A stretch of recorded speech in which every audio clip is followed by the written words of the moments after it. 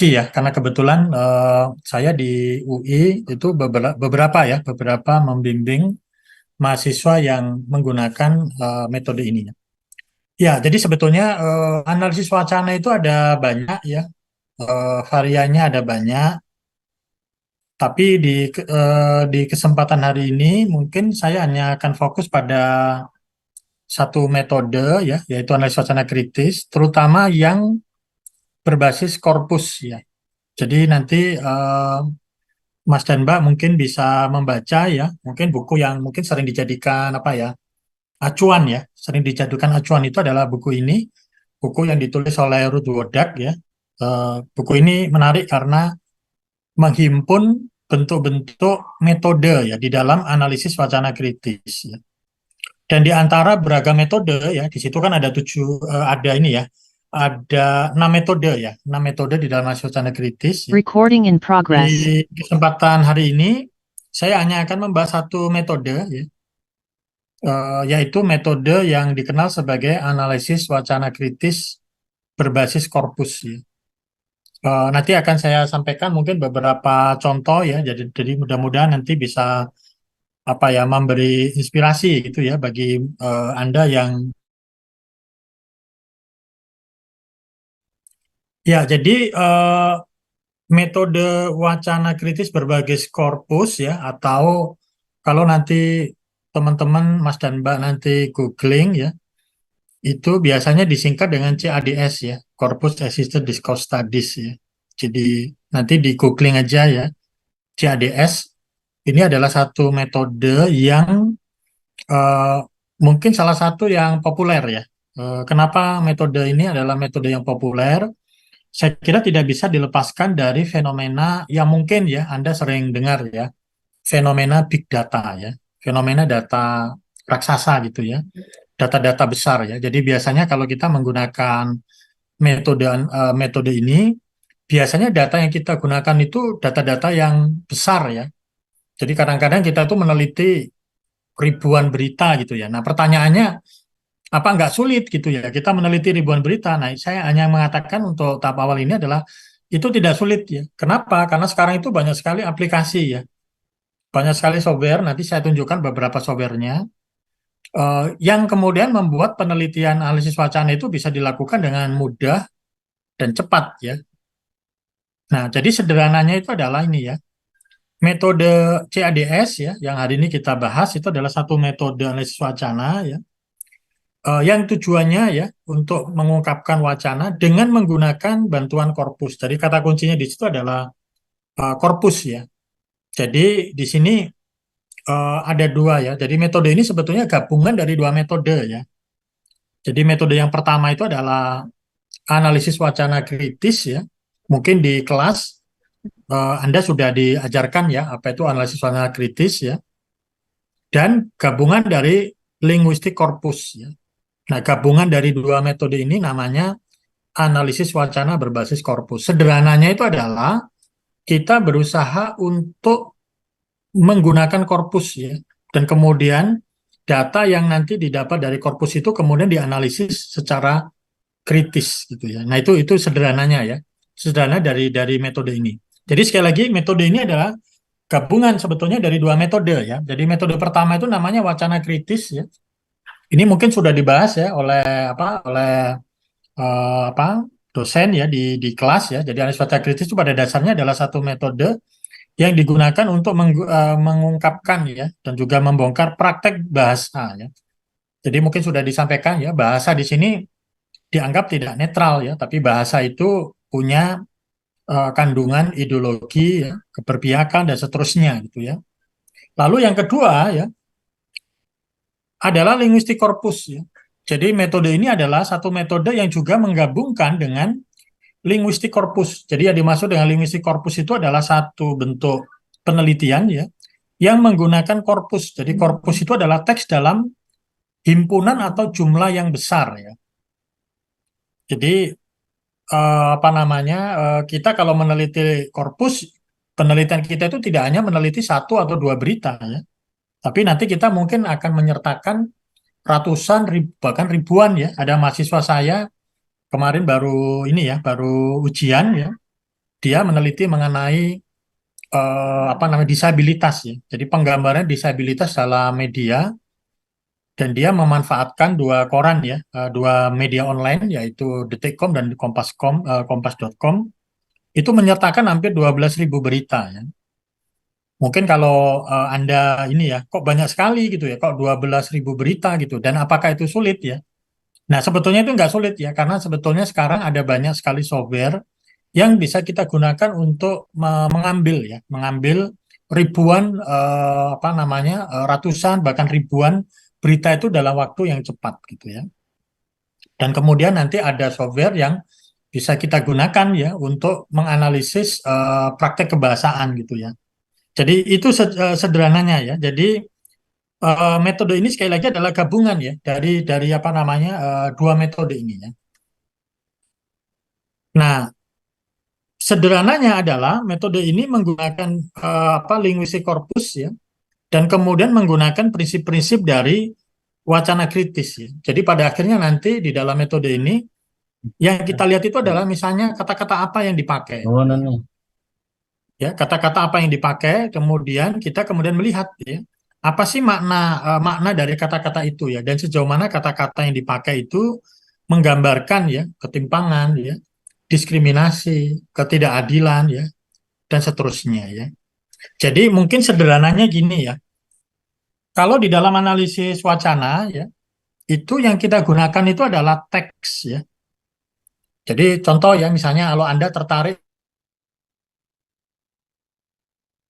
berita-berita mengenai kasus atau pemberitaan ya, mengenai kasus disabilitas ya misalnya. Ya. Kalau kita menggunakan analisis wacana kritis ya, biasanya kita lakukan itu adalah kita memilih teks ya.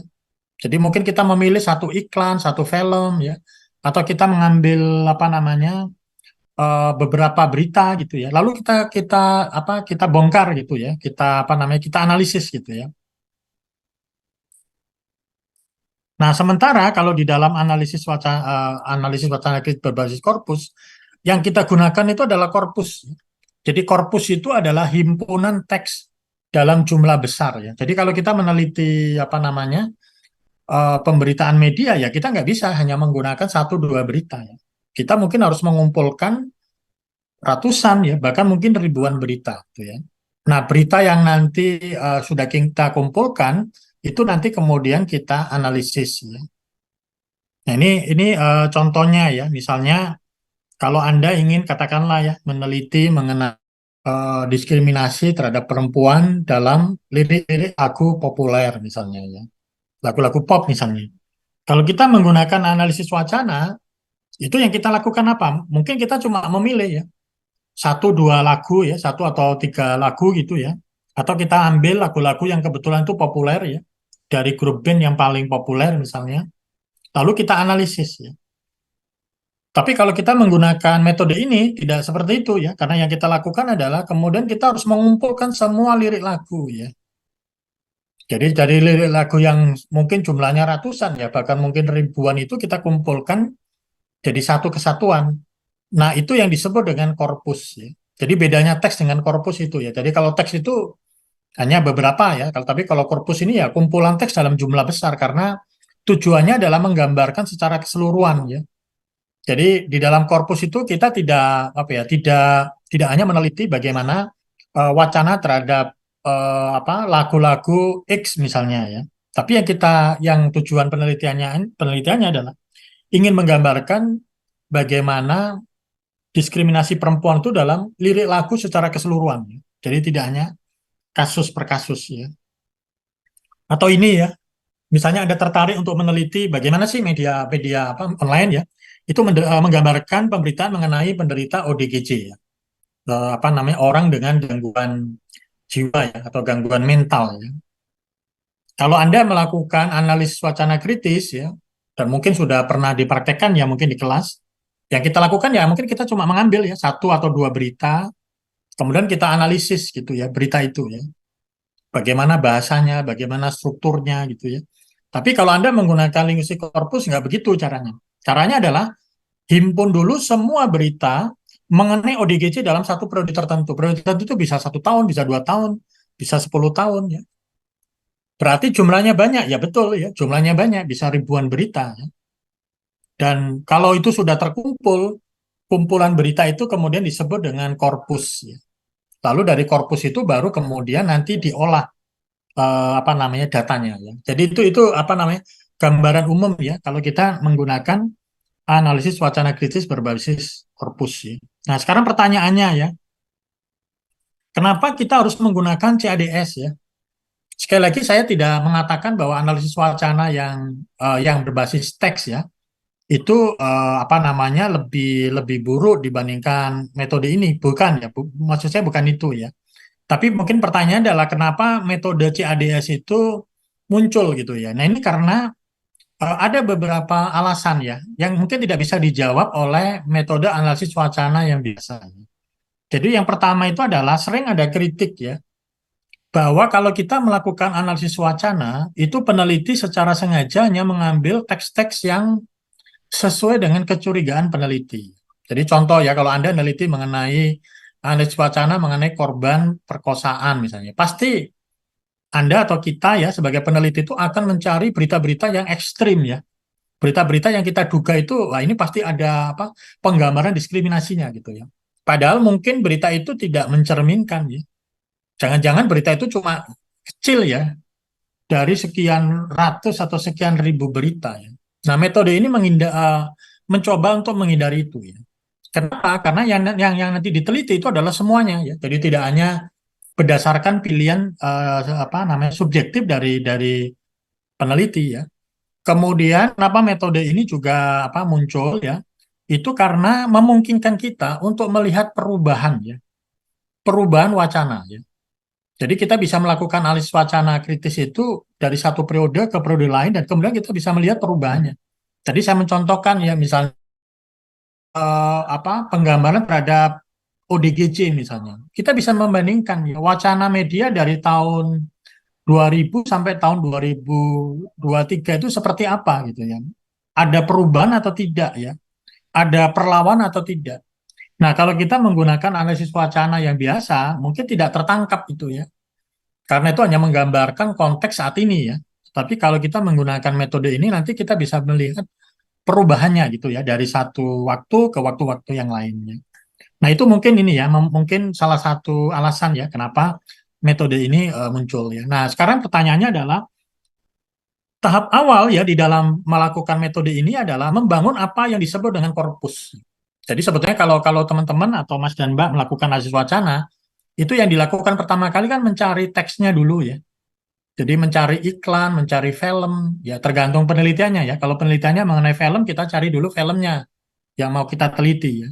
Kalau kita neliti apa namanya komik, ya kita cari dulu objek komiknya yang mau kita teliti. Tapi kalau Anda melakukan metode ini, langkah pertama itu adalah kita harus membangun dulu korpusnya. Ya. Korpus tadi ya, korpus definisi dari korpus itu adalah ini ya. Jadi korpus itu adalah sebuah apa namanya kumpulan teks ya dalam jumlah besar ya, yang itu memang merepresentasikan pengguna bahasa. Jadi kalau kita meneliti film ya kita nggak bisa cuma meneliti satu dua film ya, karena itu mungkin tidak menggambarkan ya keseluruhan dari film ya. Jadi kita harus harus apa namanya harus representatif ya. Tapi yang tidak kalah pentingnya ya korpus itu harus dalam bentuk soft file ya. Jadi apa namanya kalau nanti teks kita itu dalam bentuk hard copy ya, nggak ada soft copy-nya ya otomatis teks tadi harus kita ubah dulu ya, sehingga nanti dia bisa dibaca ya oleh mesin ya atau oleh software ya. Jadi itu ya. Jadi ya langkah pertama kita itu adalah ini membangun dulu korpus ya, karena korpus nanti menjadi dasar kita di dalam melakukan analisis ya. Nah ini ya, jadi ciri-ciri dari korpus itu ini ya. Jadi jumlahnya besar, lalu bentuknya itu ya harus dalam bentuk apa soft copy ya, sehingga dia bisa dibaca oleh mesin ya atau perangkat lunak ya. Contoh yang sederhana ya, kalau Anda ingin meneliti ya, atau katakanlah Anda ingin membandingkan, sekarang kan mungkin yang sedang rame kan pidato dari apa calon presiden dan calon wakil presiden gitu ya. Kalau Anda ingin membandingkan wacana-wacana dari ketiga presiden ya, ya berarti yang kita kumpulkan apa? Yang kita kumpulkan pertama kali ya kita kumpulkan dulu pidato-pidatonya ya. Baik itu yang tertulis ya. Lalu pidato-pidato itu ya kemudian harus dalam bentuk soft copy ya, supaya dia bisa dibaca oleh perangkat lunak. Itu ya, jadi itu juga harus representatif ya, jadi tidak hanya mengambil beberapa gitu ya. Nah, sekarang pertanyaannya itu gini ya, apakah apakah membangun korpus itu ini apa namanya sulit ya? Nah, yang mungkin perlu saya sampaikan adalah ini ya, mungkin eh, kita harus ini ya apa namanya mungkin salah satu kelemahan ya, kelemahan kita di Indonesia itu adalah korpusnya itu tidak ada ya. Jadi kita itu harus membangun dulu korpusnya ya. Saya mau tunjukkan ya bahwa kalau di luar negeri itu korpusnya itu sudah ada ya. Saya itu lupa ya, lupa memasukkan apa namanya. Nanti bisa saya sertakan ya. Tapi kalau di luar negeri itu korpusnya sudah ada ya. Jadi kita tuh tinggal memanfaatkan ya. Nanti teman-teman bisa mengunjungi beberapa web ya. Nanti googling aja korpus gitu ya. Jadi kalau kita katakanlah menyelidiki atau meneliti berita media online itu di luar negeri itu sudah ada korpus berita media online ya. Jadi kita tinggal memanfaatkan atau menggunakan saja. Tapi kalau di Indonesia itu tidak ada. Jadi yang kita lakukan adalah harus membangun dulu korpusnya ya. Nah, sekarang pertanyaannya, membangun korpus itu sulit atau gampang gitu ya? Sebetulnya itu tidak begitu sulit ya. Ada banyak aplikasi ya. Nanti teman-teman bisa mencoba ya. Misalnya ini ada aplikasi namanya Octoparse ya. Ini free ya, tidak berbayar. Yang ini banyak digunakan di dalam membangun korpus ya. Jadi kalau Anda katakanlah ingin meneliti pemberitaan apa media terhadap kasus pengungsi misalnya, atau pemberitaan media terhadap kasus ODGJ ya. Berarti kan kita membutuhkan ya berita-berita mengenai ODGJ di berita katakanlah di Detikcom ya dari tahun 2000 sampai tahun 2002, 2022 ya misalnya. Lalu nanti ketemu 2000 ya 2000 berita. Nah, untuk mengumpulkan 2000 berita itu sebetulnya tidak sulit ya. Jadi kita nggak perlu apa istilahnya lihat beritanya satu persatu lalu kita copy, kita masukkan ke Excel nggak perlu ya. Nah, satu software namanya Octopus. Nanti silakan banyak panduannya itu di ini di apa namanya di YouTube ya. Nanti bisa dilihat di YouTube bagaimana kita bisa membangun satu korpus itu dengan cara yang mudah ya, dengan menggunakan web apa namanya beberapa aplikasi ya. Mungkin aplikasi yang terkenal yang banyak digunakan itu ini ya, Octopus ya.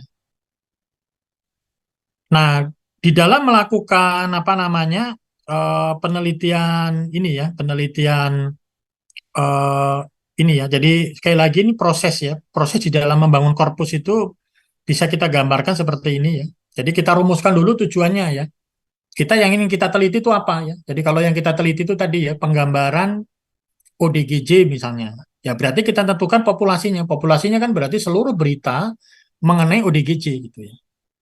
Nah, sekali lagi yang ingin saya sampaikan itu adalah di dalam penelitian apa namanya CADS ya, kita umumnya itu tidak menggunakan sampel. Nah, itu bedanya dengan analisis wacana yang biasa ya. Kalau analisis wacana biasa itu kan kalau Anda ingin meneliti bagaimana penggambaran ODGJ atau apa orang dengan gangguan mental ya misalnya, kita mungkin memilih mencari dulu satu atau dua teks. Tapi kalau ini enggak ya, berarti kita harus mengumpulkan ya semua berita mengenai ODGJ yang ada di media online.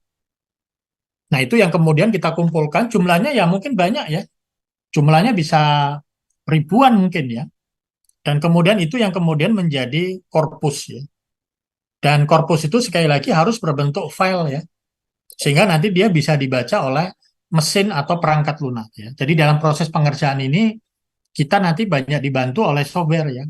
Dan itu nanti membuat analisis kita juga menjadi lebih lebih apa namanya? Lebih lebih mudah ya. Ini contoh yang saya contohkan ya. Kalau Anda misalnya ingin meneliti mengenai katakanlah bagaimana pemberitaan ya media dalam memberitakan kelompok waria ya atau transpuan ya. Berarti populasi kita kan semua berita media mengenai waria ya. Dan yang kita lakukan ya kemudian kita mengambil ya semua berita. Di sini saya pernah melakukan penelitian ya dengan menggunakan metode ini dan apa namanya setelah saya teliti ya dengan menggunakan metode ini saya menggunakan Detikcom ya. Dan setelah saya cari sepanjang tahun 2021 itu ada 300 berita ya. Nah, 300 berita itu ya kemudian kita teliti semua gitu ya.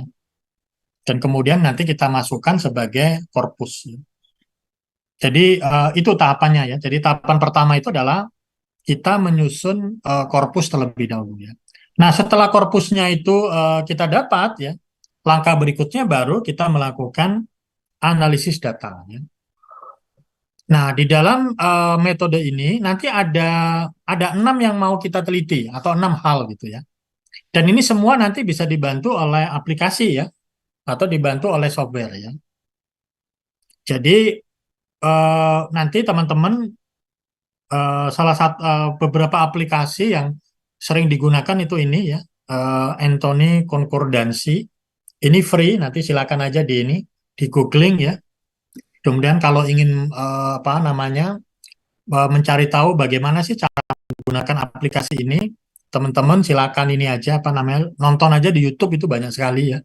Banyak sekali panduan menggunakan apa aplikasi ini. Tapi simpelnya itu adalah kalau nanti aplikasi ini sudah ada di komputer atau di laptop, kita tinggal memasukkan file korpus yang sudah kita dapatkan tadi ya. Dan itu semua nanti akan dihitung secara otomatis ya. Jadi kita nggak perlu ngitungin secara manual ya, karena juga nggak memungkinkan ya. Bagaimana kita menghitung ya kata-kata dari 1.000 berita kan itu nggak mungkin ya, itu dilakukan secara manual ya. Di samping itu melelahkan juga kemungkinan salahnya kan tinggi ya. Kalau itu kita lakukan manual. Jadi kita bisa menggunakan beberapa ini ya, beberapa aplikasi. Lalu aplikasi yang lain yang mungkin sekarang tren ya, itu adalah Voyan ya. Nanti Anda googling aja Voyan. Kalau Voyan ini nggak perlu diinstal ya, ini basisnya apa namanya, basisnya web ya. Jadi caranya sederhana aja ya. Anda tinggal masukkan saja teks yang mau diteliti itu ke sini, tinggal diupload saja. Contoh ya, kalau Anda ingin meneliti mengenai, Anda ingin membandingkan ya visi misi dari Capres ya, tahun 2024 ya. Kemudian data yang ingin Anda teliti itu katakanlah buku visi dan misi dari 3 pasangan calon ya. Kan sekarang itu masing-masing calon presiden kan punya buku visi dan misi ya. Anies punya, Pak Ganjar punya, Pak Prabowo punya. Caranya bagaimana ya? Anda harus cari dulu filenya ya, file PDF-nya, bisa PDF, bisa Word. Anda cari dulu filenya, dan itu kan banyak ya, disebar di WA Group. Anda juga bisa mencari di internet ya, file buku apa visi misinya. Kalau itu sudah dapat, ya tinggal kita upload saja secara otomatis. Nah, sama ya, kalau Anda katakanlah meneliti mengenai, oh saya pengen meneliti mengenai pidato Pak Jokowi misalnya ya. Saya pengen meneliti ya, pidato-pidato Pak Jokowi. Caranya bagaimana ya? Berarti kumpulkan dulu pidatonya Pak Jokowi ya, dalam bentuk file ya. Apakah itu sulit? Nggak sulit ya, karena Anda tinggal masuk aja ke apa webnya Sekretaris Negara ya. Di situ tersimpan ya, lengkap pidatonya Pak Jokowi, baik itu yang pidato resmi ya, bahkan pidato yang tidak resmi itu sudah ditranskrip. Jadi Anda tinggal memanfaatkan saja ya. Asalkan bentuknya itu soft copy ya, jadi nggak boleh kalau di dalam metode ini korpusnya itu bentuknya hard copy. Dan saya kira kenapa metode ini sekarang populer ya, sekarang hampir semua teks itu bentuknya itu sudah soft copy ya. Jadi apa namanya nggak apa jarang sekali ya ada apa namanya file yang yang tidak bentuknya soft copy ya. Jadi harusnya sih itu mudah ya. Ada mahasiswa saya misalnya meneliti mengenai apa namanya komunikasi kesehatan ya, dan dia meneliti rilis dari Kementerian Kesehatan ya. Caranya bagaimana ya sederhana aja. Mahasiswa ini datang ke webnya, masuk ke webnya Kementerian Kesehatan, lalu cari kumpulan dari rilis, dan itu kan sudah tertata rapi ya. Kalau nggak salah rilis dari Kementerian Kesehatan itu ada berapa ribu gitu ya. Jadi kita tinggal download saja rilis-rilisnya. Kalau itu sudah didapat, dimasukkan ke mesin ini ya, ke aplikasi ini. Jadi sebetulnya tidak sulit. Yang penting itu adalah kita memahami tujuan penelitian kita apa, lalu kita bisa menentukan korpusnya apa ya. Ini kebetulan karena saya orang komunikasi ya, latar belakang saya, jadi mungkin contoh-contohnya agak komunikasi ya. Misalnya ada mahasiswa yang ingin meneliti mengenai bagaimana perusahaan ya, penerbangan ya, itu melakukan strategi komunikasi krisis. Jadi dia ingin tahu ya, ketika sebuah apa maskapai penerbangan itu mengalami apa pesawatnya jatuh ya, mengalami krisis, itu yang dilakukan oleh maskapai penerbangan itu seperti apa gitu ya. Nah, mahasiswa ini kebetulan mengambil metode ini, ya, metode CADS. Yang dilakukan itu apa ya? Berarti dia cari dulu rilis-rilisnya ya. Jadi rilis atau apa namanya? Rilis media yang dibuat oleh maskapai penerbangan ini adalah korpusnya ya. Jadi dikumpulkan dulu ya. Dapatnya katakanlah ada 100 rilis ya.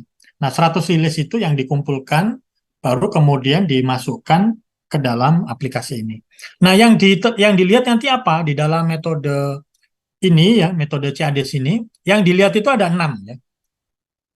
Jadi yang pertama itu adalah frekuensi ya, kemudian dispersi, konkordansi, kolokasi, klaster, dan kata kunci. Mungkin beberapa elemen ini mungkin sudah sempat ya diajarkan mungkin atau disinggung ya di kelas ya. Jadi yang pertama itu adalah kata frekuensi.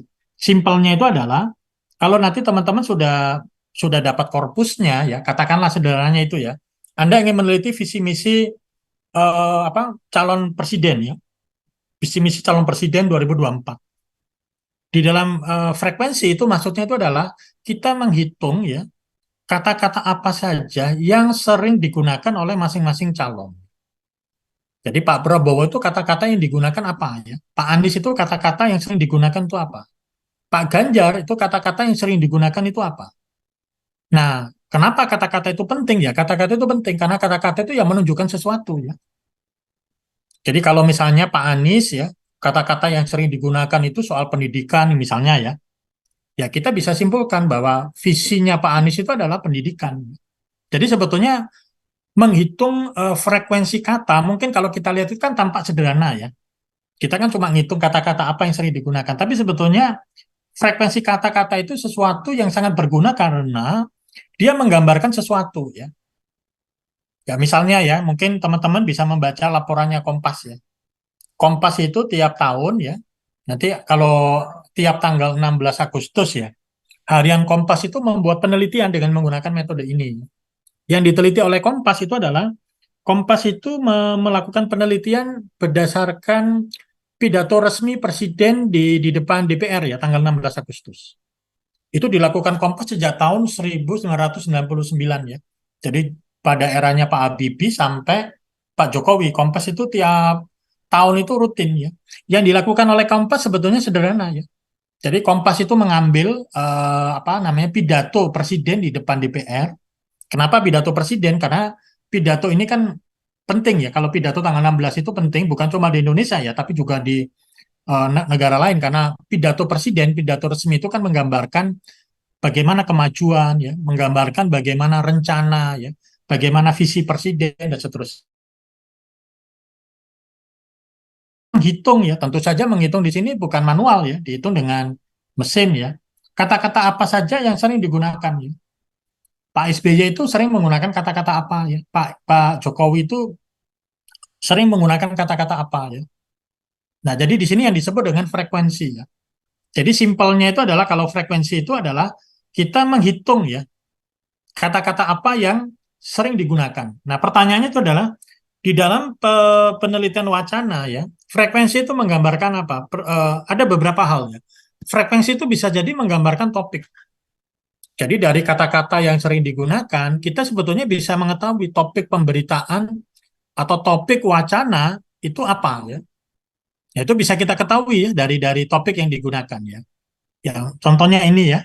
Nanti teman-teman bisa googling ya, ada satu penelitian yang menarik ya, mengenai bagaimana surat kabar di Amerika memberitakan mengenai Tibet.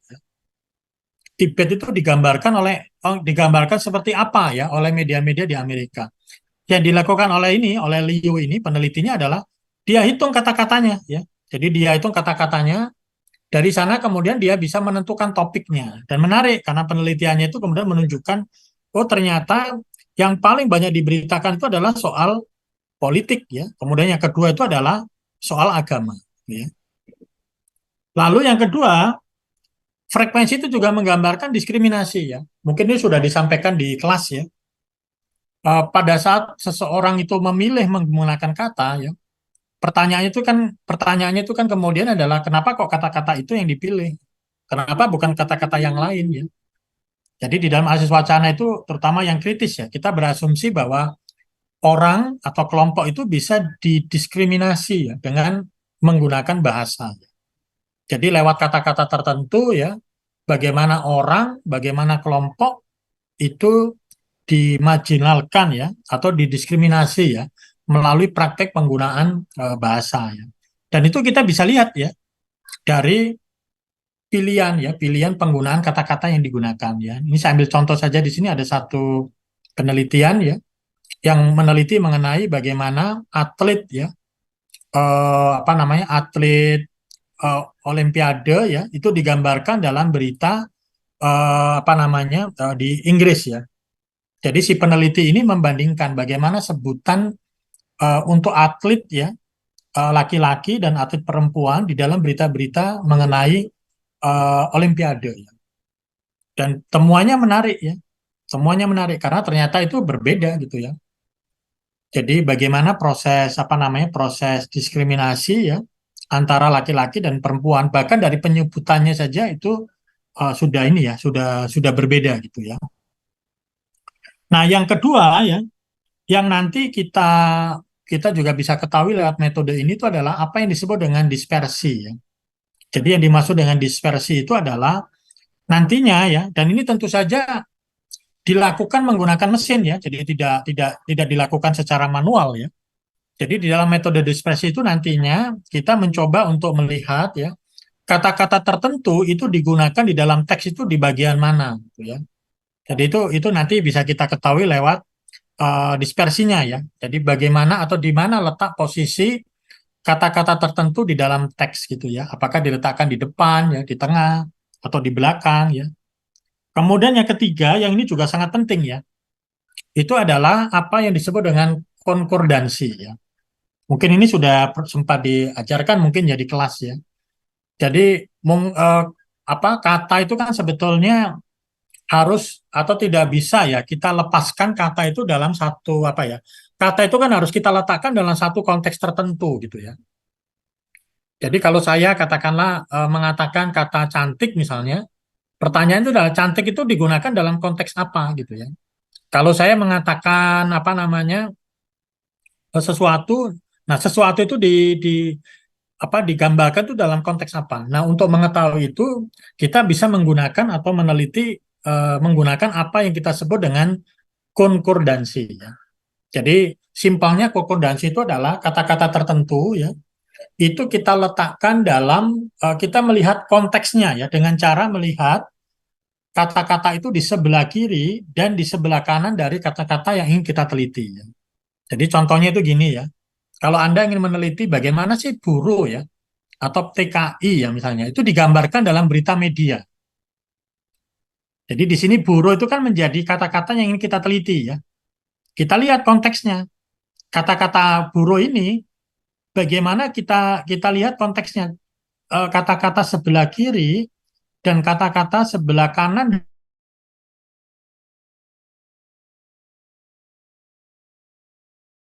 bagaimana buruh kata buruh itu di apa namanya digunakan gitu ya.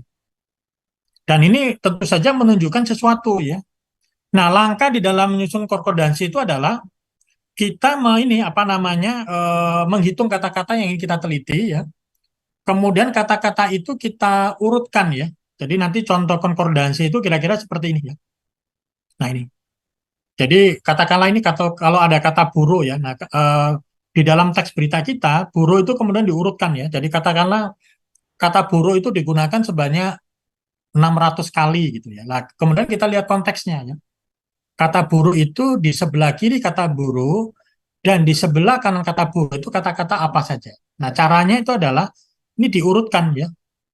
Jadi dari 600 berita itu atau 600 kalimat yang menggunakan kata-kata buruh, kita urutkan satu persatu ya. Tentu saja ini tidak dilakukan manual ya. Nanti lewat bantuan tadi ya, teman-teman bisa menggunakan Encong ya, bisa menggunakan Voyan, itu bisa diketahui dengan mudah ya. Bisa kita ketahui dengan mudah konkordansinya ya. Nah, pertanyaannya itu adalah konkordansi itu menggunakan menggambarkan apa ya? Konkordansi itu menggambarkan apa namanya representasi. Karena konteks itu kan menggambarkan bagaimana sesuatu ya, kelompok orang ya, kelompok atau orang itu digambarkan ya di dalam sebuah korpus ya. Nah, ini saya ambil contoh ya, misalnya apa namanya? Saya ambil contoh aja ya, misalnya ada satu penelitian yang menarik ya, yang dibuat oleh apa namanya Baker ya, Paul Baker. Dia meneliti mengenai bagaimana pengungsi ya dan pencari suaka itu diberitakan dalam berita surat kabar di apa namanya di Eropa ya. Nah, yang dilakukan oleh Baker itu apa? Di sini kalau kita lihat kan pengungsi itu kan menjadi kata yang ingin kita ketahui ya. Jadi yang dilakukan itu adalah kata pengungsi ini dia dia ambil ya, lalu dia lihat konteksnya ya. Dan menarik ya, temuan dia itu ketika dia lihat ya, kalau Anda perhatikan sebelah kiri dan sebelah kanan, ternyata menarik kan karena temuan dia itu adalah kata pengungsi itu sering diberitakan dalam konteks kriminalitas. Jadi ketika ada kriminalitas, orang itu sering menyebut pengungsi ya. Terjadi katakanlah ya ada berita yang tulisannya itu terjadi apa namanya pencurian yang dilakukan oleh imigran dari Syria ya misalnya dan seterusnya.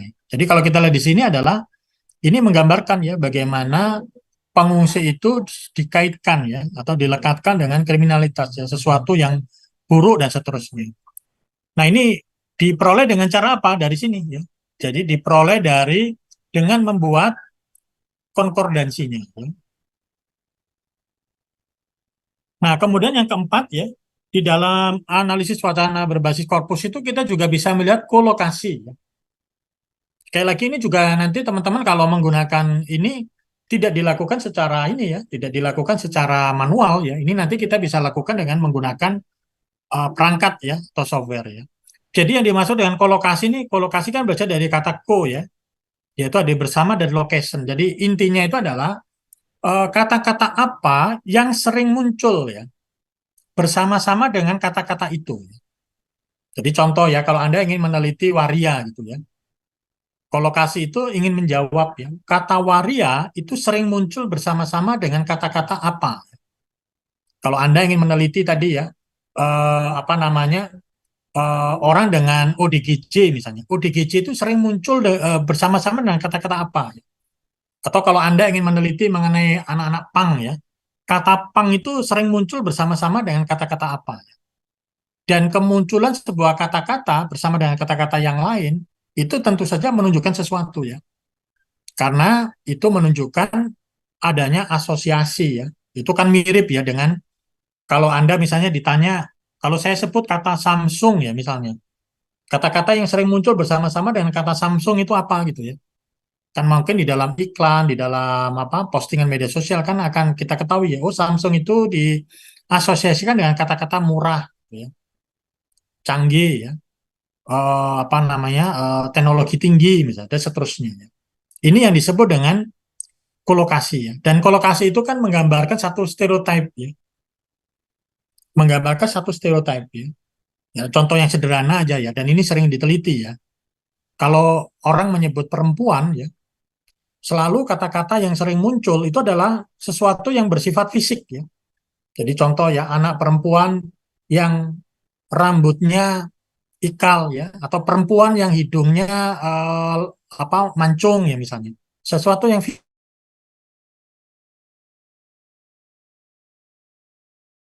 apa itu rambut ya, dagu ya, dan seterusnya ya. Sementara kalau laki-laki itu sering bukan fisik ya, tapi sering sesuatu yang sifatnya itu apa namanya lebih ke intelijensi ya. Misalnya laki-laki yang pintar misalnya ya, atau laki-laki yang pekerja keras gitu ya.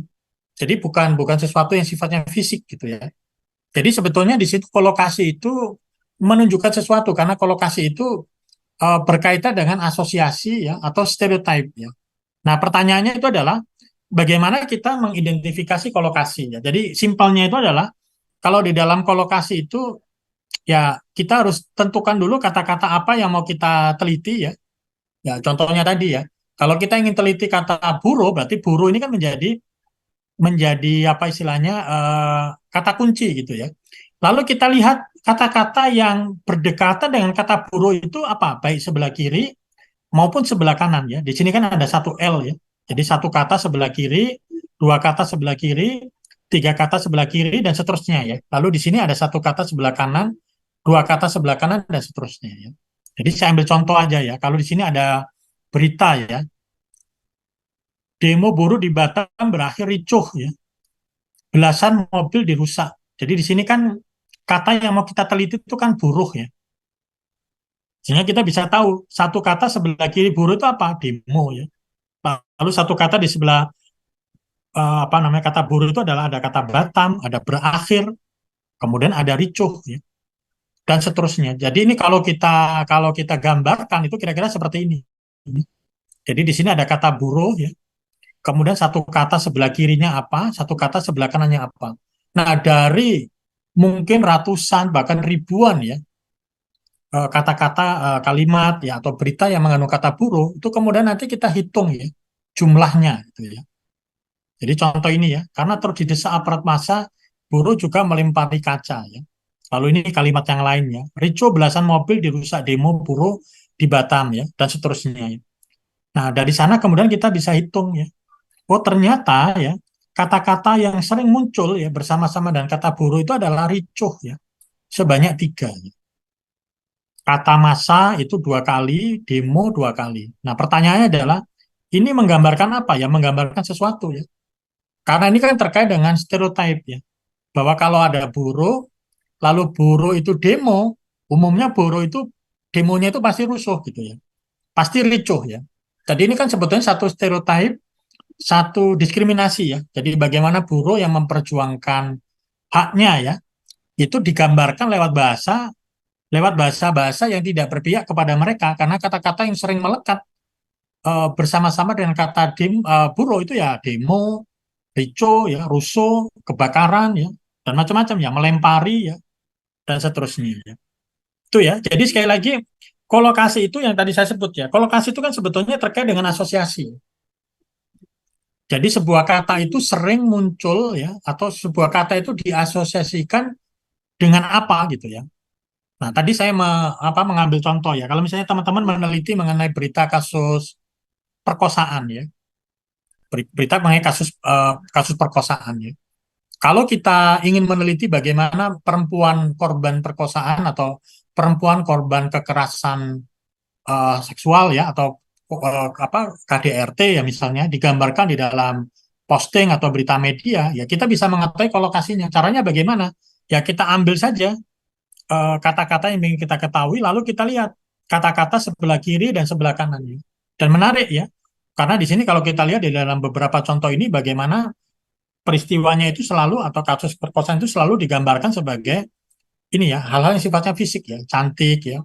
Atau contoh yang ini ya, yang mungkin mungkin Anda bisa jadikan ini ya skripsi ya. Di dalam beberapa apa namanya minggu ini ya, itu kan ada kasus yang viral ya, yaitu kasus mungkin Anda ngikutin di Twitter ya, ada kasus seorang dokter ya, namanya Dokter Kori ya. Kebetulan Dokter Kori ini kan mungkin Anda ngikutin ya berita di apa namanya di sempat viral di Twitter itu ya, mengalami KDRT ya, padahal dia seorang dokter ya. Kemudian Dokter Kori ini apa istilahnya keluar ya dari rumahnya ya. Lalu suaminya ini bingung ya, lalu memposting permintaan di Twitter ya. Nah, menarik ya karena ternyata ketika Dokter Kori ini ditemukan ya dan warganet itu kan sudah mendukung ya, bahkan sudah ada gerakan untuk menyumbangkan uang ya supaya Dokter Kori ini berpisah dengan suaminya ya dianggap melakukan kekerasan fisik ya KDRT ya.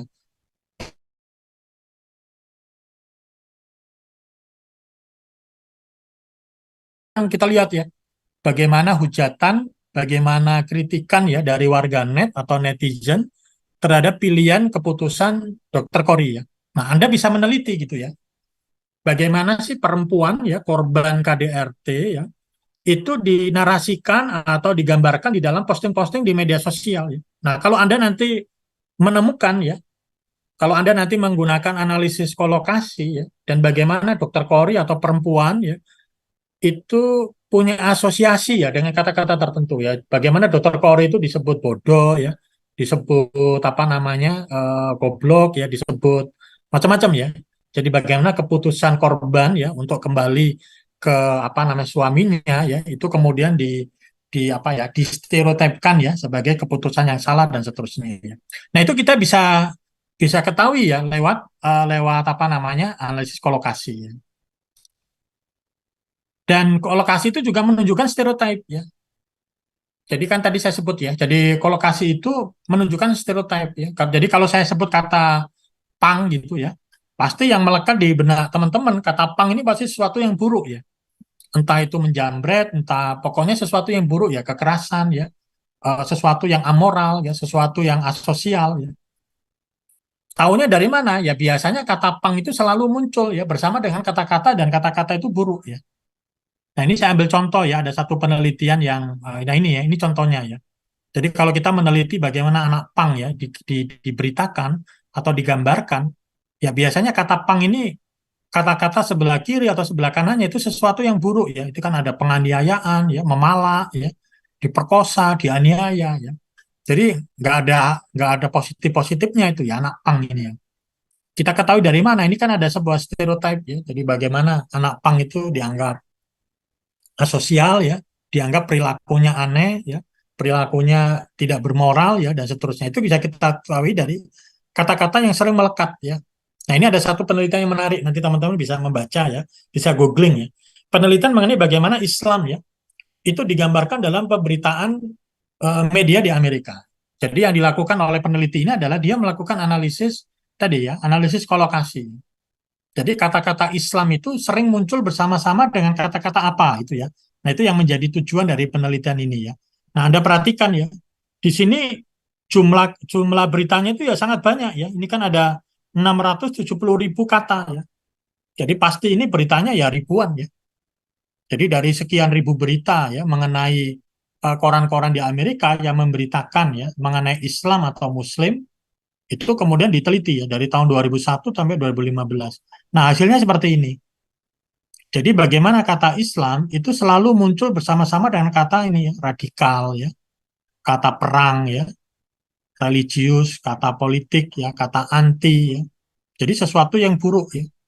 Jadi kalau ada kata Islam, kata-kata yang sering menyertai itu adalah kata-kata radikal ini ya. Nah, itu ya. Jadi apa namanya?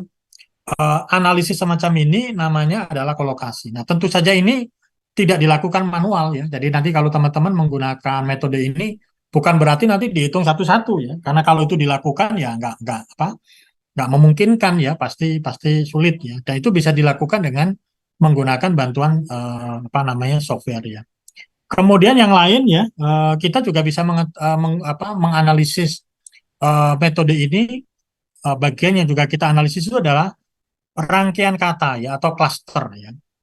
Jadi yang dimaksud dengan rangkaian kata itu adalah kata-kata yang sering yang bersama-sama dengan kata-kata yang ingin kita ketahui. Jadi apa namanya? Tadi saya sudah mencontohkan ya, misalnya kalau kata perempuan itu dia klasternya atau kata-kata yang melekat bersama perempuan itu biasanya kata-kata apa ya.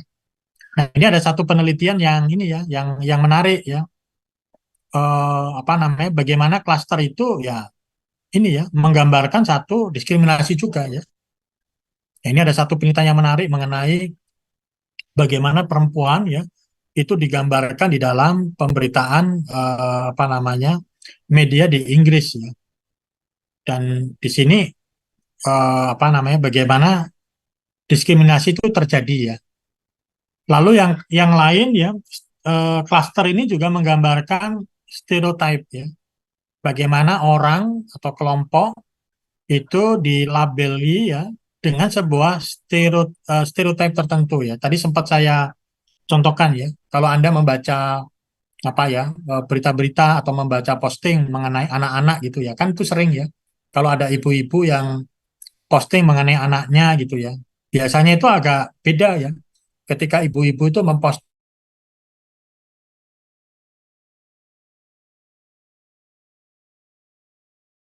sementara kalau kata perempuan ya, itu sering distereotipkan ya atau diberikan label hal-hal yang sifatnya fisik ya, apa cantik, apa rambutnya panjang ya, dan seterusnya ya. Nah, ini ada satu penelitian ya yang menarik ya, di mana dia berusaha untuk mengetahui klaster ya. Jadi bagaimana laki-laki dan perempuan itu perbedaan ya, klaster laki-laki dan perempuan di dalam apa namanya korpus di Inggris ya, berita media di Inggris ya. Nah ini kalau kita lihat kan beda ya. Jadi bagaimana laki-laki itu kalau kita lihat ya itu umumnya beda dengan perempuan ya. Kalau perempuan itu sesuatu yang sifatnya fisik ya. Apa itu apa namanya rambutnya ya, wajahnya gitu ya, kecantikannya ya. Tapi kalau laki-laki ini dia lebih ini ya, lebih lebih apa namanya, lebih beragam gitu ya. Jadi tidak hanya fisik ya, tapi juga apa kepintaran ya, dan seterusnya ya. Dibandingkan dengan perempuan yang memang sering di apa ya digambarkan ya atau ditulis ya di dalam berita-berita itu yang selalu terkait dengan hal yang sifatnya fisik ya. Nah itu ya mungkin beberapa hal ya yang bisa saya share. Jadi mungkin sebelum nanti kita ini ya kita diskusi ya. Jadi sekali lagi kalau kalau apa ya saya rangkum ya sebetulnya metode CADS ya atau analisis wacana berbasis korpus itu apa ya. Ini adalah satu metode yang sekali lagi tujuannya itu adalah ingin menggambarkan praktek ya, praktek penggunaan bahasa dan itu bisa dilakukan dimanapun ya. Jadi Anda bisa meneliti koran, apa media online, bisa meneliti pidato ya, Anda bisa meneliti apa namanya eh, macam-macam ya, bisa meneliti tadi ya buku-buku pelajaran ya. Eh, yang kita lakukan di dalam metode ini adalah sekali lagi adalah ini menggunakan korpus ya. Nah ini yang membedakan dengan analisis wacana yang dalam tanda kutip ya, yang biasa ya. Maksudnya kalau analisis wacana biasa ini kita tidak menggunakan korpus, tapi kita menggunakan teks ya. Kalau menggunakan teks itu ya kita pilih satu sampai tiga ya. Tapi kalau korpus itu ya membangun keseluruhan. Nah, meskipun kalau kalau teman-teman mendengar presentasi saya ya, mungkin kok ini kayaknya rumit gitu ya. Sebetulnya tidak ya. Mungkin kalau metode ini dilakukan katakanlah waktu zaman saya kuliah ya, mungkin 15 atau 20 tahun lalu, mungkin metode ini sulit ya. Tapi kalau sekarang itu harusnya ini metode yang mudah dilakukan. Kenapa? Yang pertama adalah sekarang seperti yang Anda tahu ya, sekarang itu ya semua teks kan bentuknya digital ya. Media itu ya pasti ada versi digitalnya. Dan kita itu bisa mengambil secara cepat ya.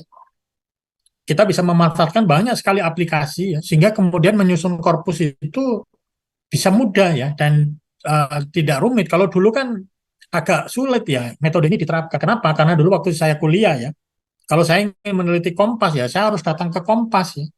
Dan biasanya di Kompas itu ya bentuknya hard copy ya, saya harus fotokopi dulu ya. Kalau sekarang enggak ya, kalau Anda ingin katakanlah meneliti Detikcom ya, Anda tinggal masuk aja di Detikcom ya. Anda tinggal cari aja apa yang mau Anda teliti, itu semua tersedia digital ya. Ya, atau kalau tadi ya, contohnya Anda meneliti lirik lagu, kalau dulu kan susah ya. Kalau sekarang gampang, hampir semua lirik lagu itu sekarang ada ya. Versi digitalnya itu kan ada. Dan setelah korpusnya itu terbangun, penelitian ini juga nggak rumit ya, karena sebetulnya kita juga bisa memanfaatkan banyak sekali aplikasi ya, yang apa namanya, yang tadi sempat saya singgung ya. Nanti Anda bisa menggunakan Encong, bisa menggunakan Voyan ya. Jadi yang tadi saya sebut ya, frekuensi ya, itu kita tidak menghitung manual ya, tapi kita bisa memanfaatkan beberapa aplikasi dan apa namanya itu kemudian membuat metode ini harusnya sih memungkinkan ya, artinya tidak sulit, tidak rumit untuk di apa namanya dijalankan ya.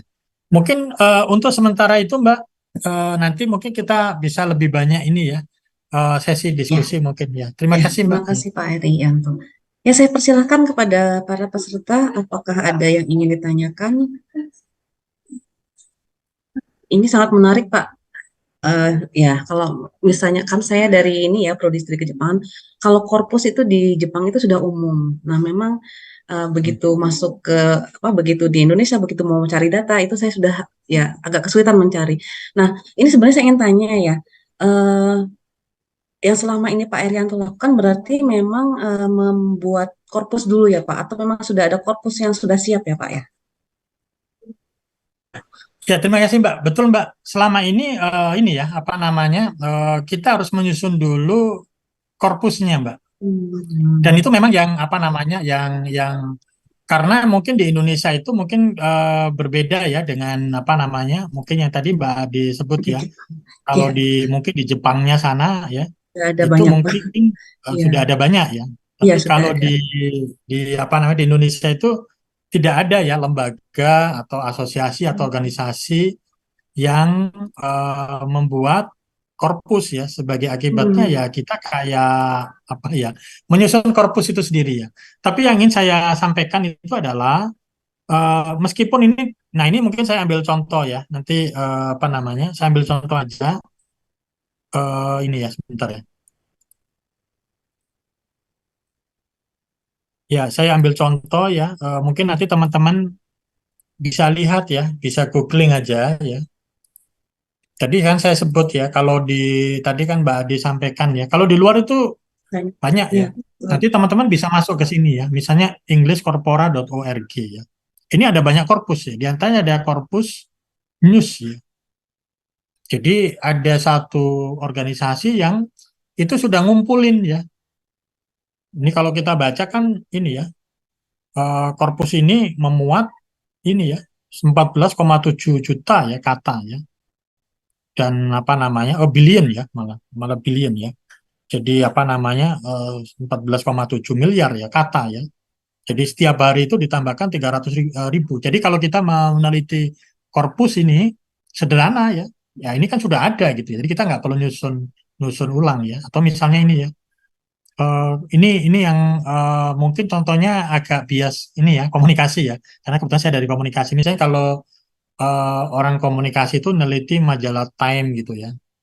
Nah, majalah Time itu, nah kenapa majalah Time itu diteliti? Karena kalau di Amerika ya, majalah Time itu kan memang majalah yang dianggap terdepan lah itu ya. Majalah yang dianggap paling kredibel ya, dan sering diteliti ya.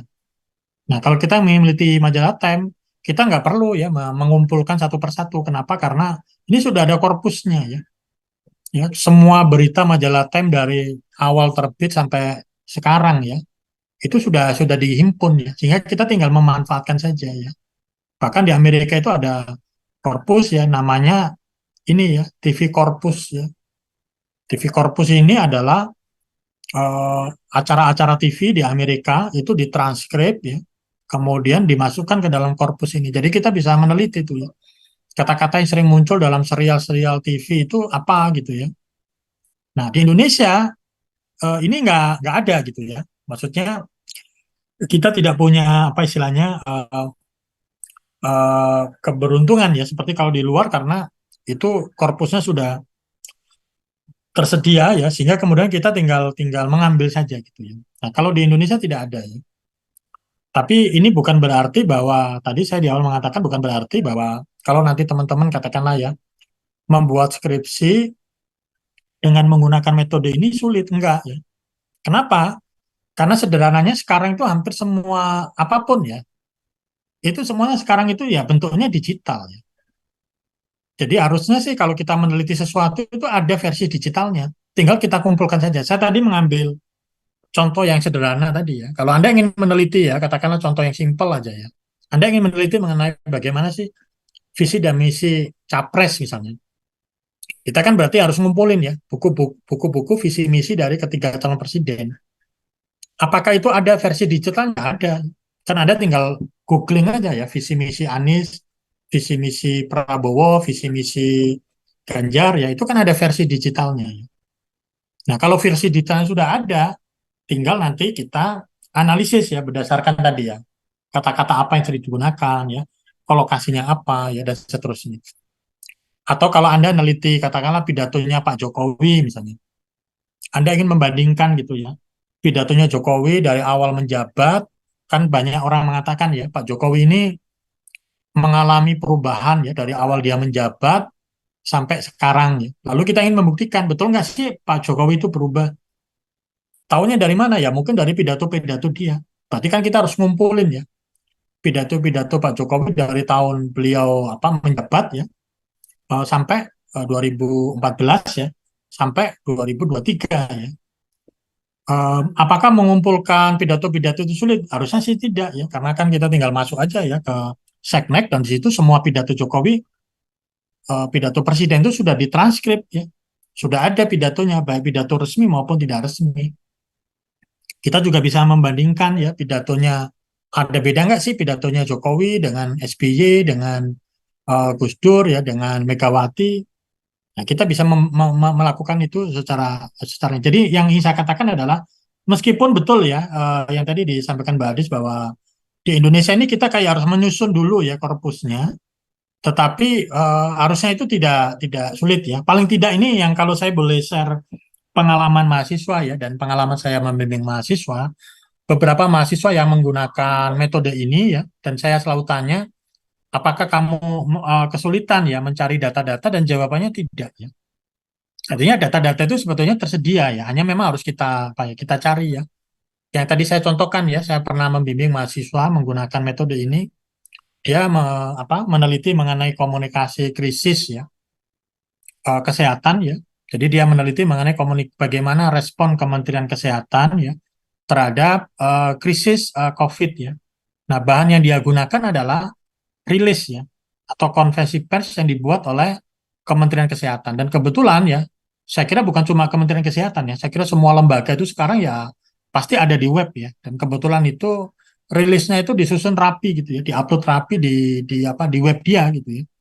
Nah, bahan itu yang kemudian diambil oleh mahasiswa ya.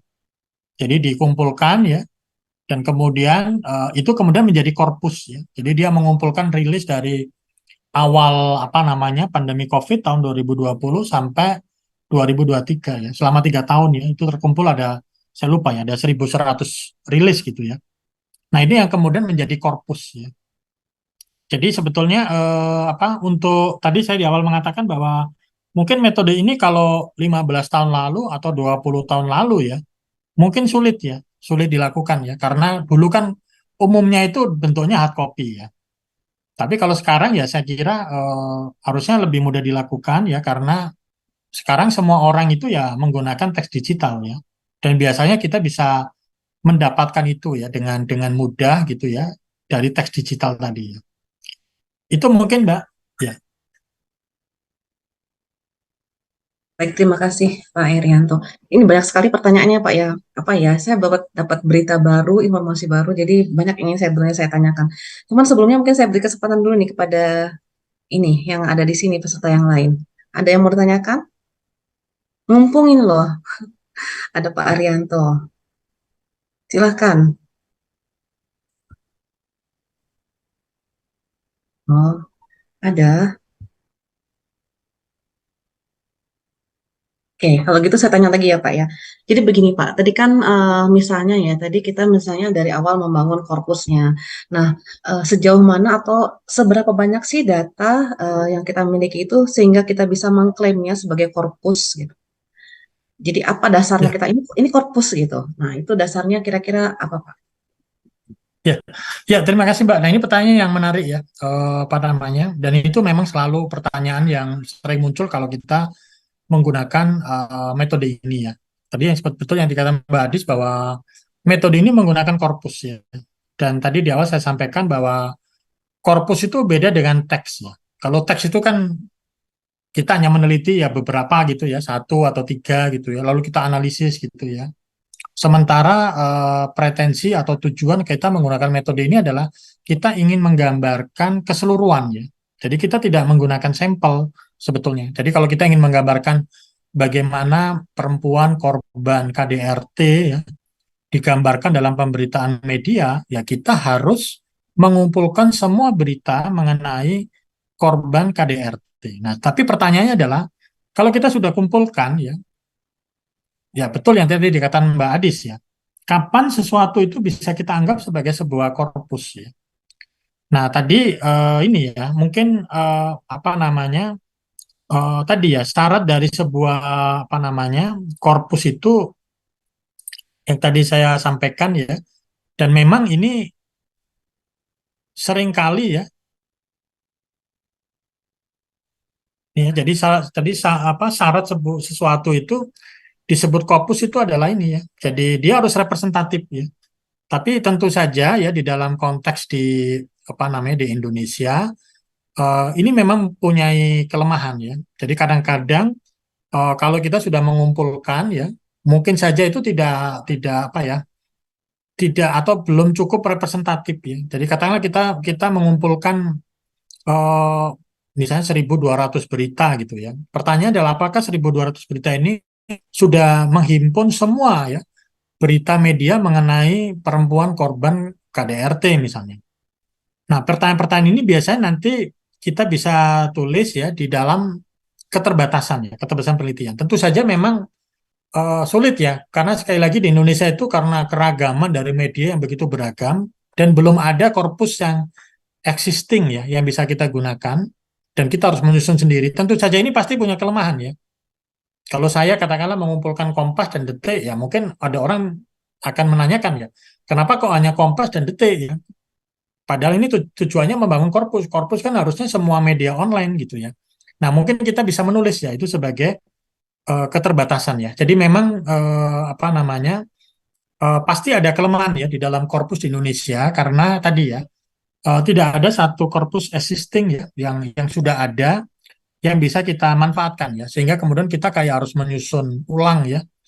Dan di dalam proses menyusun itu ya pasti ada keterbatasannya ya. Ya contoh yang sederhana ya.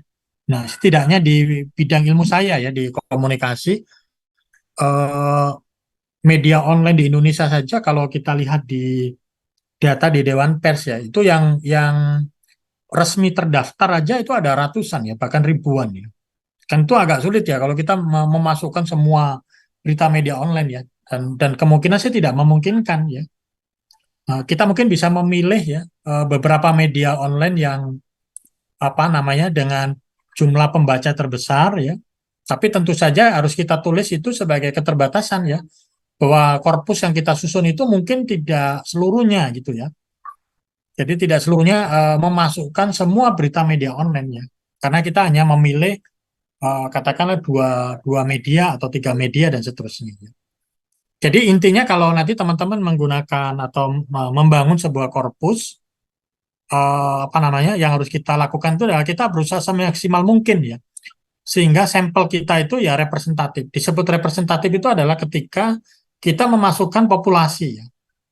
Tapi kalau itu tidak memungkinkan ya dengan berbagai keterbatasan ya, saya kira tidak masalah ya, asalkan nanti itu kita sebut di dalam apa keterbatasan atau kelemahan penelitian ya bahwa korpus yang kita susun ya mungkin tidak apa ya tidak seluruhnya ya bisa memasukkan populasi yang ingin kita teliti.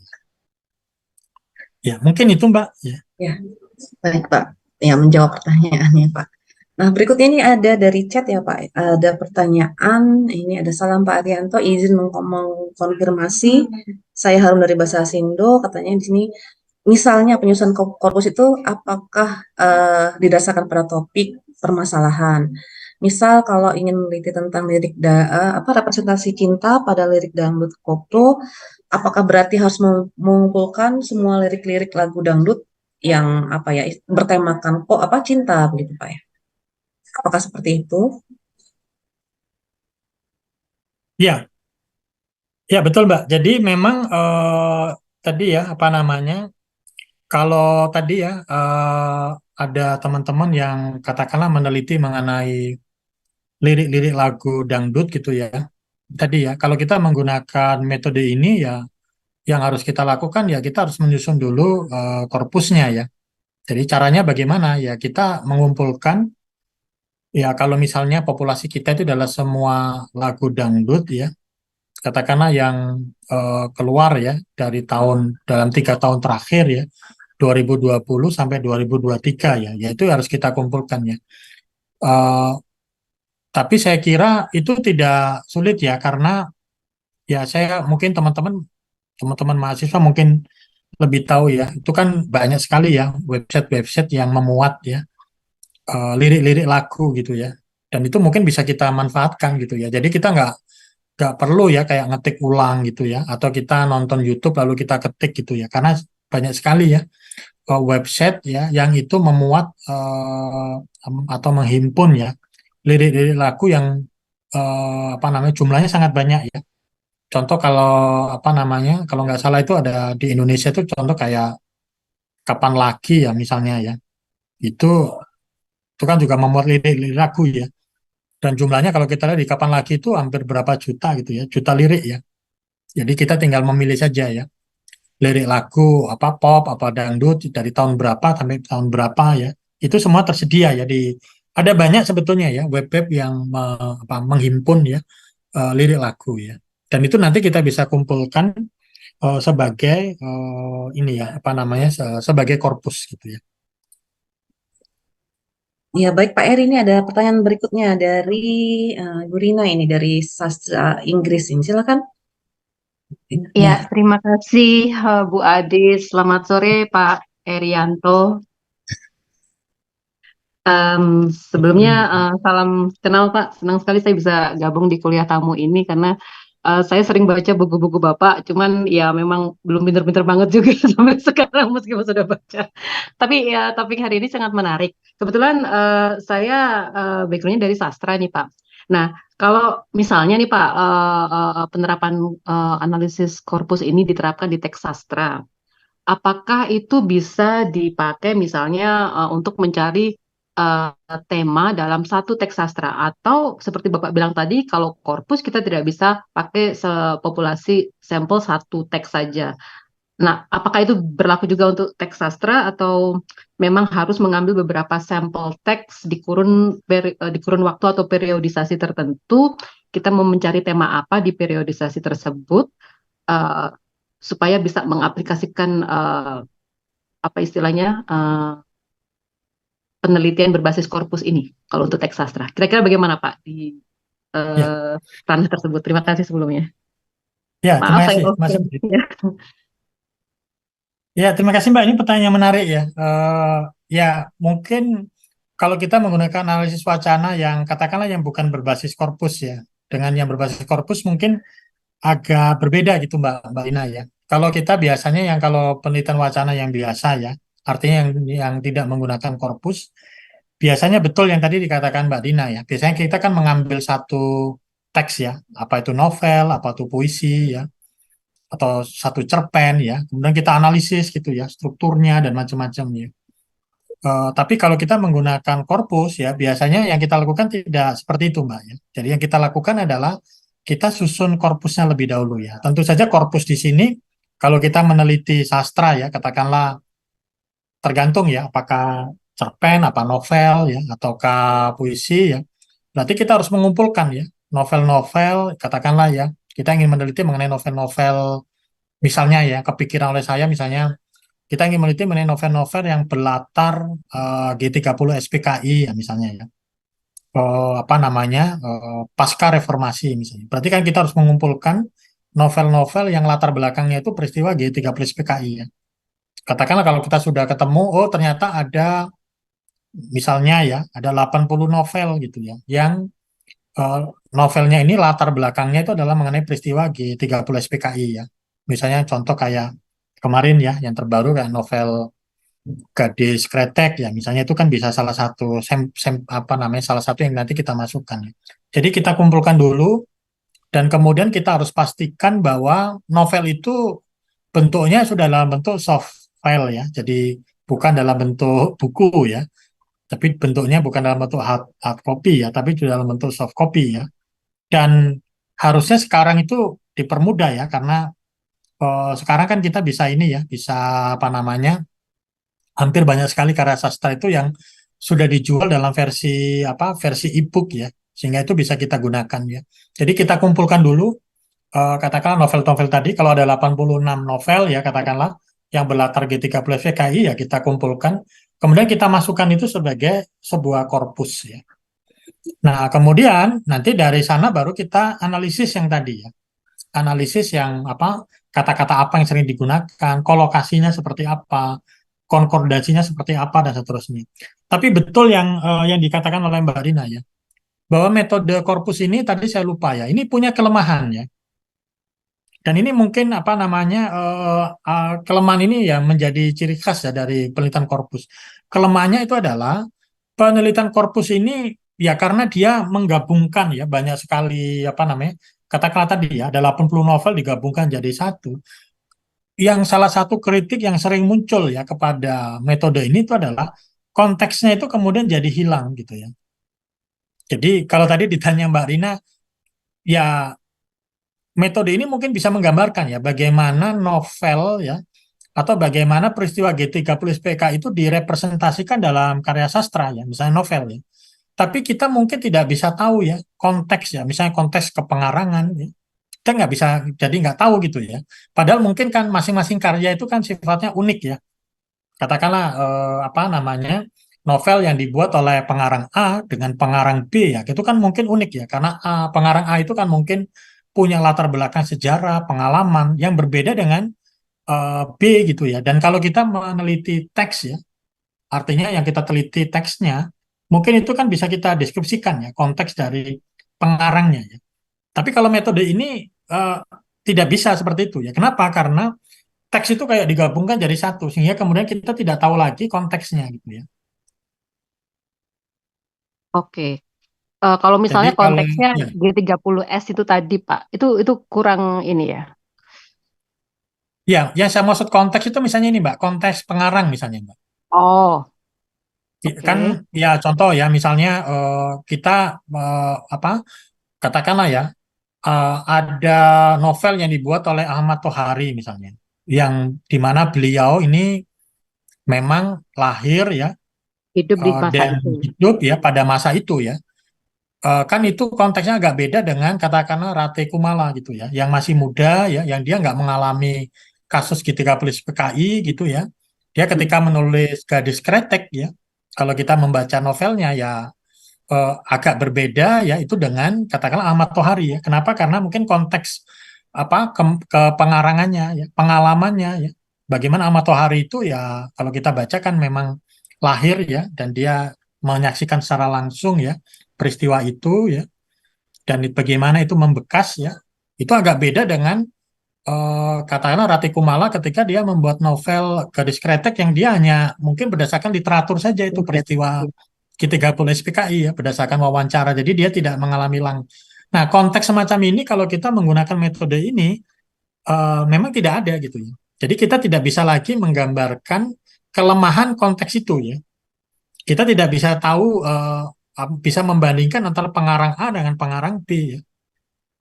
Tapi kenapa kita itu tidak ketahui ya? Karena tadi ya teks itu kan kayak kita campur ya, jadi satu. Ya, itu kan mirip dengan gini ya, mirip kalau kita katakanlah meneliti berita ya. Kalau kita meneliti berita mengenai korban tadi ya, perempuan korban KDRT ya, dan kita menggunakan metode ini, katakanlah ada 1.000 berita ya, itu kita gabung jadi satu. Itu kan menghilangkan konteks ya. Berita yang ditulis oleh perempuan ya kan mungkin beda ya dengan yang ditulis oleh laki-laki gitu ya. Hmm. Atau berita mengenai peristiwa X ya, itu kan mungkin berbeda dengan berita mengenai peristiwa Y ya. Tapi di dalam metode ini, karena tujuannya itu adalah membangun korpus, semua berita itu kita masukkan jadi satu dan memang konteksnya itu diabaikan gitu ya. Karena yang ingin kita lihat itu adalah gambaran umum dari praktek pemakaian bahasa mengenai kasus perempuan dalam sebagai korban KDRT. Jadi sekali lagi itu memang ini ya, punya kelebihan ya, dan memang punya kelemahan masing-masing ya. Jadi Mhm. kelebihannya adalah ini kita bisa cukup yakin bahwa eh, bahasa yang digunakan itu lewat korpus ini, tapi memang kelemahannya itu adalah konteksnya itu kemudian jadi ini ya, jadi hilang gitu ya. Seperti itu, Mbak. Baik. Terima kasih, Pak Eri. Sangat Ya, komprehensif. Terima Yes. kasih. Ya, Pak, ini ada di chat ada satu pertanyaan mengenai ini. Jadi ada pertanyaan, eh, ini penanya katanya merasa dilema, ada dilema. Katanya kalau misalnya penggunaan korpus itu lebih mengarah ke kuantitatif, sedangkan AWK itu lebih ke kualitatif. Apakah eh, begitu gitu? Nah, ini minta pendapatnya Pak Eri. ya, ya. Terima kasih. Sebetulnya kalau di dalam apa namanya metode ini gabungan, Mbak ya. Jadi gabungan antara kuantitatif dengan kualitatif ya. Jadi yang kita lakukan pertama kali itu betul kita kuantitatif ya. Jadi kita kayak menghitung kata-kata ya. Tetapi sekali lagi ya, kata-kata ini kan nggak akan bunyi ya.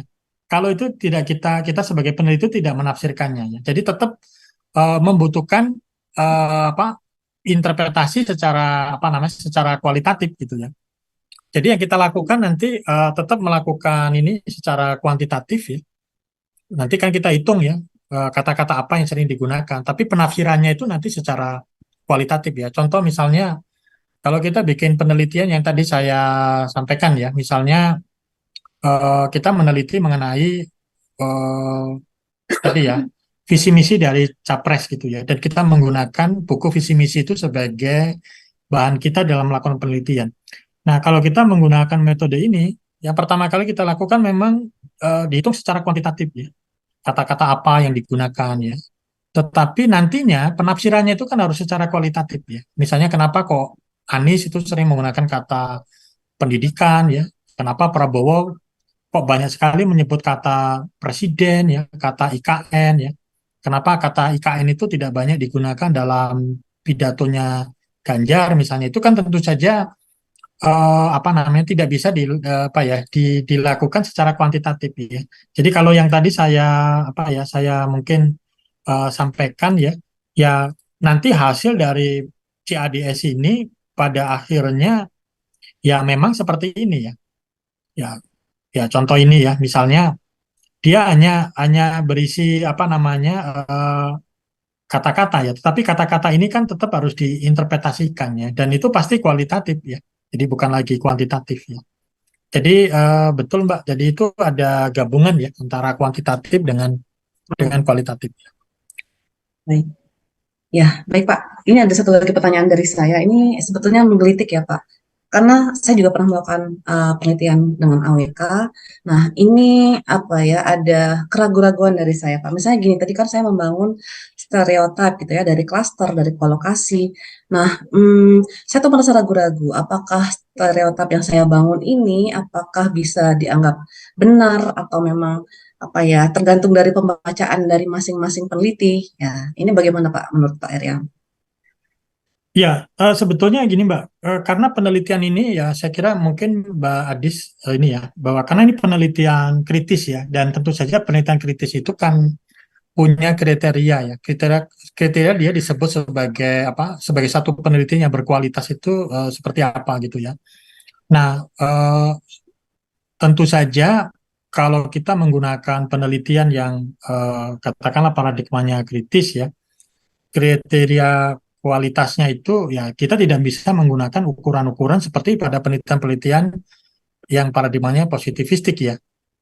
Jadi contoh kayak apa validitas ya, yang seperti yang tadi Mbak Adis sampaikan ya. Itu kan sebetulnya lebih ke validitas dan lebih ke reliabilitas. Kalau reliabilitas itu kan pertanyaannya apakah penafsiran saya ini sama ya dengan penafsiran orang lain. Itu kan sebetulnya reliabilitas ya. Atau apakah interpretasi saya ini benar ya. Itu kan sebenarnya terkait dengan validitas ya. Tapi kalau kita menggunakan paradigma kritis itu sebuah penelitian disebut baik itu ya kita tidak menggunakan itu ya. Tapi beberapa kriteria yang kita gunakan itu ya adalah misalnya apakah interpretasi kita itu sudah memasukkan aspek mikro, makro, dan meso. Ya. Jadi maksudnya gini, ketika Mbak Adis nanti katakanlah menginterpretasikan ya satu kata ya dan menggunakan metode ini, apakah kita sebagai peneliti itu sudah cukup ya memasukkan konteks ya, kok kenapa kata-kata itu muncul ya, histori yang mungkin ini ya muncul ya terkait dengan kata-kata itu. Nah itu yang saya kira mungkin penting untuk ya apa kita kedepankan ya. Jadi contohnya misalnya gini Mbak ya, kalau kita katakanlah meneliti ya perbandingan dari kita meneliti mengenai teks pidatonya Pak Jokowi misalnya. Lalu yang kita gunakan itu adalah teks pidato Jokowi di apa namanya di kenegaraan ya dari di tanggal 16 Agustus ya. Lalu kita punya data yang menarik ya misalnya ya. Misalnya data yang kita apa namanya data yang kita temukan itu misalnya kenapa ya kok kata-kata kunci Pak Jokowi ini kok beda ya. Tahun 2014 itu kata-kata yang banyak muncul itu infrastruktur misalnya ya. Tapi kok sekarang infrastruktur itu nggak ada gitu ya. Nah, kita kan kemudian menginterpretasikan ya, misalnya interpretasi kita itu adalah kata-kata yang berbeda itu menunjukkan tujuan atau menunjukkan orientasi dan strategi presiden yang berbeda dari satu periode ke periode yang lain. Pertanyaannya itu adalah apakah interpretasi kita itu benar gitu ya? Yang tadi disampaikan Mbak Adis ya, apakah ini kredibel gitu. Nah, kita kemudian harus melihat konteksnya ya. Apa sih yang berubah dalam strategi ya, katakanlah kebijakan atau strategi pembangunan Pak Jokowi ya dari tahun 2014, apakah ada yang berubah ya? Dan kalau kita bisa membuktikan bahwa memang ada perubahan gitu ya, kita bisa lihat ya arah-arah apa namanya anggaran dan seterusnya ya. Maka sebenarnya ketika kita menafsirkan itu, maka penafsiran kita itu kemudian menjadi kredibel gitu ya. Jadi di situ kredibilitas tidak diukur dari apakah penafsiran saya itu harus sama gitu ya dengan peneliti apa dengan orang lain ya ketika membaca teks tadi ya. Lalu aspek yang juga penting ya saya kira di dalam penelitian kritis itu adalah apa yang disebut dengan historical situateness ya. Jadi sejauh mana kita sebagai peneliti itu bisa menempatkan interpretasi kita itu dalam satu konteks historis tertentu ya. Ini saya ambil contoh aja misalnya dari penelitian mahasiswa saya ya. Kebetulan mahasiswa saya itu meneliti mengenai bagaimana apa namanya penyandang disabilitas ya itu digambarkan di dalam berita media online. Dia meneliti kebetulan 20 tahun ya. Jadi dari tahun apa namanya 2000 ya sampai tahun 2022 ya.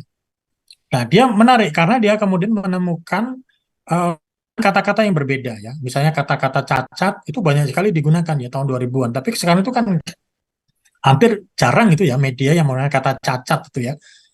Kata-kata tuna misalnya itu banyak digunakan di tahun 2010-an gitu ya. Jadi mula-mula dari kata cacat eh, kemudian itu tinggi ya. Kemudian turun di tahun 2010-an itu muncul kata-kata seperti tuna ya, tuna daksa. Kemudian sampai tahun 2000 menjelang 2020-an muncul kata-kata difabel ya, disabilitas ya. Nah, sekarang pertanyaannya bagaimana kita menginterpretasikan itu ya. Ini ya interpretasi itu mungkin akan berkualitas kalau peneliti bisa menempatkan atau melihat konteks historisnya ya atau historical situateness-nya. Apa yang berubah ya? Apa pandangan yang berubah, kebijakan yang berubah sehingga kemudian itu tercermin dalam praktek penggunaan kata-kata atau bahasa dan dia menemukan bahwa memang ada perubahan ya di tahun 2010-an ya dari kebijakan yang inklusif ya itu memang baru dia temukan ya di tahun-tahun 2010-an gitu ya. Kalau dulu ya